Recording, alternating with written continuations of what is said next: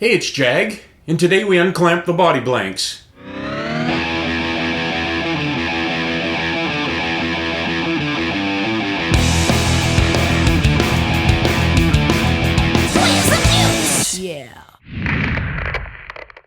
Well, if you watched my last video, you saw me joint the two body blanks, one on the table saw and one on my router table.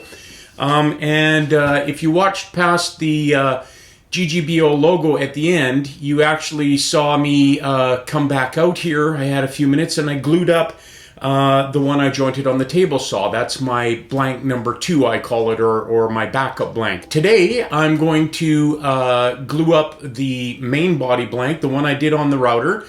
We'll double check that the joining looks good on there. I kind of think that the table saw joining worked better, so I may end up just doing a little bit more joining of that main body blank on the table saw, and then we'll glue it up. We'll give the glue time to cure, and then we'll unclamp, and we'll see how things are going. I came in last night. I had about 20 minutes, and I glued up my second body blank, and it turned out so well. It's the one I did on the table saw that I've decided to re-joint my main body joint on the table saw as well. I just don't think the router will do as good as the table saw is doing. I'll show you why when we get to the main body blank, but I just thought I'd show you how this this glue up turned out. I haven't sanded it or anything, so there's still some glue residue on there, and you can see where the clamps were, and I couldn't get the glue under there at all, but this joint turned out amazingly. So here you can see the seam is right here, and give you a good look at that all the way up. There's where one of the clamps was, so got to sand that off. There's where the other clamp was. But that joint turned out really well. And in particular, I didn't even think of this. I couldn't have done this better if I had planned it, though. The way the end grain matches up at both the back and the front, or the bottom and the top, whatever way you want to look at it, of the guitar blank, look at that. Like, I could not have planned that any better. Those growth rings match up perfectly. I mean, that end grain, that's going to look beautiful when this is done. And I couldn't have done that if I had planned it. That's the table saw jointed blank. This is blank number 2, or my second. Basically, I'm going to end up, I think, building 2 guitars for GGBO. I'll be doing my practice work on the second, making sure everything works there. And then once I get it the way, each process the way I like it on this second, I will do it on the main blank, just like I'm doing for this glue up. So here is the main body blank. It's not glued, I've just put it together, but I just wanted to show you. So right down here, there's a little gap right here, and then as we go up the middle, it widens out a little bit in the middle, and then it closes up again by the time it gets to the end. And I think the reason for that is that the my router fence doesn't close up tighter. The mouth of it doesn't close up tighter. So I think I had 2 issues on the router fence. One was that it wouldn't close up enough, so the wood was shifting as it was going over the bit. The other thing I think is I was probably putting a little too much pressure on the end as I was feeding it in. And same thing when I would feed it out and transfer hands to put the pressure on the outfeed side, I was putting a little too much pressure on there. And I think that made the joint a little bit concave like that.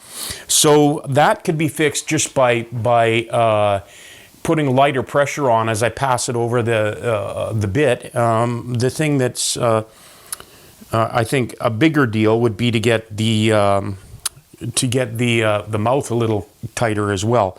So I can do all of that and tune all of that up, but I've spent actually a lot of time tuning things up just getting ready to do this video. So I'm not going to do that right now because that joint turned out so well on the table saw. So another thing that I didn't check before I jointed actually either one of these, I didn't check if the opposite side was straight. And of course, that's what the wood's registering against as you feed it through the table saw. So if it's a little concave and you have one end hanging off your fence, as it comes onto the fence, the board's going to turn this way. So that will create a curve in the board. So you want that straight. It's not such a big deal if it's, at least if it's concave on this side, it's not such a big deal if it's all against the fence all the way through, because it will just ride on the two high points and still feed through straight. But I didn't check, so I got lucky with that one. Although I think these, if I recall correctly, they were really straight on the opposite side. So I'm just going to check that out right now. Yeah, we're good. That one is pretty much perfectly flat on the opposite side. I'll also check the left side of the blank. And yeah, we're looking pretty perfect. So we're good for that. This is the face, and these are the way the two sides are going together. So I will feed this one through right side up. This one I'm going to flip and feed through with the face down. Again, because if the table saw blade isn't perfectly straight, by cutting the one with the face down, when I turn it over, the angle will change. So if my saw blade is leaning this way a little bit, for example, it's not, but if it was, the one that I'm cutting face up will have an angle like this. But because I'm cutting the other one with the face down, that angle will be the reverse when it's right side up. So it should make both of those angles come together tight. Just curious to see how the end grain might line up on this. Oh yeah, the end grain's gonna line up great on this one too. So I've never even ever thought of that. I don't know if I've ever looked at that on a guitar, but this is going to be one thing I'm going to check out every time I look at a jointed body now. I'm going to take the smallest amount I can off of those edges. These blanks are plenty wide enough for my template, but I'm the kind of guy that could go shaving it down, shaving it down, shaving it down, shaving it down, and then I've gone too far. I hope I'll only have to take one pass to get something that I like on this, but I might have to go 2 or 3. So I'm going to take as little off as I can at a time. So that's going to take off maybe a 64th of an inch. The other blank is a little wider, so I'll get this one the way I like it, and then set up to do the other one.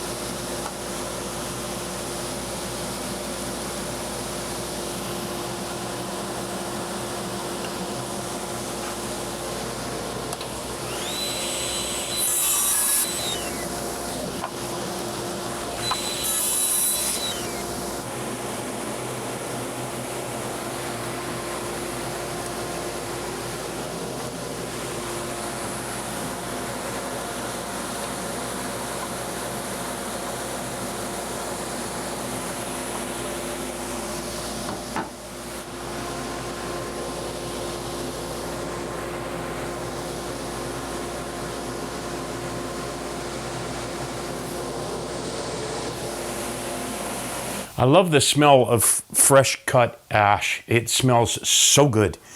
That worked out way better. This one, the joint before glue up here, looks even better than the one I did before. I think I'm going to keep doing this on the table saw. This worked out so well. You might have seen when I was shooting it, I lined it up so that I was going to take just a little bit off one side of the right side of the blank. And when I fed it through, it only shaved off about the first inch of the length of the blank. So by the time it got to the back end, it was about a 1/16 of an inch away from the blade. So doing that on the router table, it was pretty close to flat, but I don't think it went straight, or maybe the board wasn't straight to begin with. I thought it was. At any rate, so after that first run through, I moved the fence over about a 1/16 of an inch, took a 1/16 of an inch off the side, and just when I got to the very end, it wasn't taking any wood off there. So then I went and I took a 1/64 off, and that shaved off all the way down. I did the same thing with the left side of the blank. So here's a dry fit of that joint, right up there as close as I can get it. And even as a dry fit, look how tight that is. I'm so happy with how that came out. I want to check if the end grain is going to line up the way it did on the other piece too. And yeah, that end grain is going to match up really, really nicely too. So I'm very happy with this.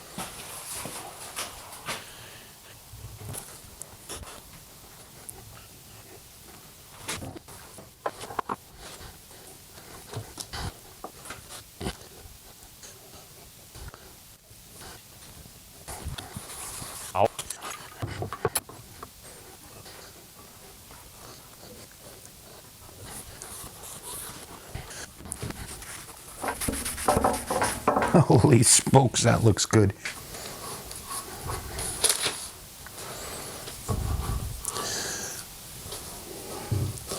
I don't know if you caught that, but I just wiped the glue off the paper. Okay, so this definitely is working out better than even the other one. Here's that glue line right here. I'll follow it all the way up.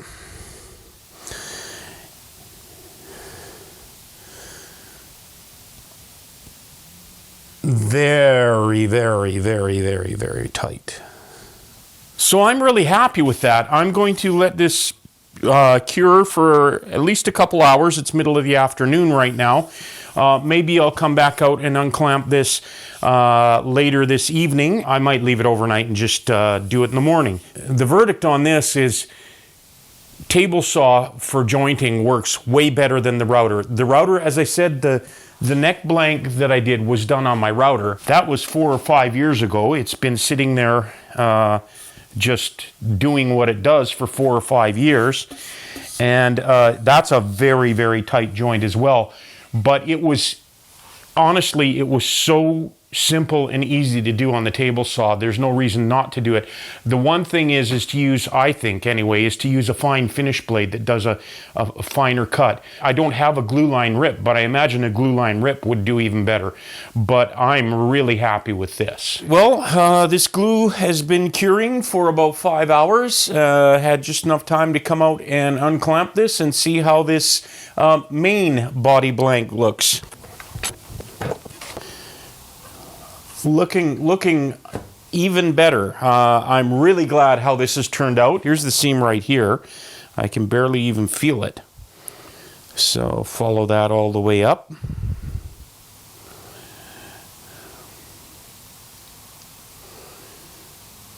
So that's looking fantastic. Let's check my new favorite thing. Yep. There we are. You can see how the end grain is matched up perfectly again. So both of these are a success. Glued up, the seam looks very, very good. These are ready to be turned into bodies now. I'm going to have a few challenges with those tops. They are cupped just a little bit. I have 4 pieces to make 2 tops. I think I can actually get 2 tops out of each pair. But they're all cupped just a little bit. If I put it on a flat surface, there's not quite a mil of gap in the middle. So I have a few options how to deal with that, and I'm just going to look into that and see what I think will work the best. I know that you can put those out in warm sunlight with the crown side up, and that will help dry and flatten them, or you can use a heat gun. I'm thinking of trying that. I also know you can put it with the cupped side up and use an iron and a moist cloth to steam some water into that side so that it will swell and flatten. I also saw a good video, a Stu Mack video, where Dan Earlywine took the backs for an acoustic guitar that were really warped, and he clamped them, jointed them, and glued them up basically in a clamping jig, which he shows you how to do. So I may try that too. I'm not sure. Again, because I'm doing now 2 of these, I might try one method for one set for the tops and the other method for the other. We'll see what happens.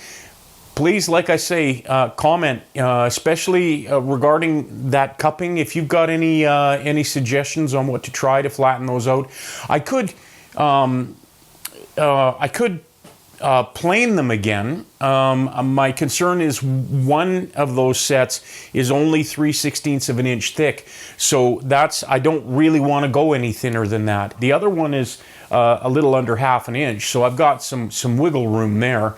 But anyway, if you have any suggestions about how to get the cup out of those tops, post them below. I'd love to hear about it. So that's the body blanks all glued up and ready to go. Thanks for watching. I hope you enjoyed this video, found it entertaining, maybe learned something. Like always, thanks for watching. The links for my band One Soul Thrust are in the description below. If you're interested in checking us out, we'd really appreciate to hear from you on our Patreon page. So like always, until the next time, we'll see you.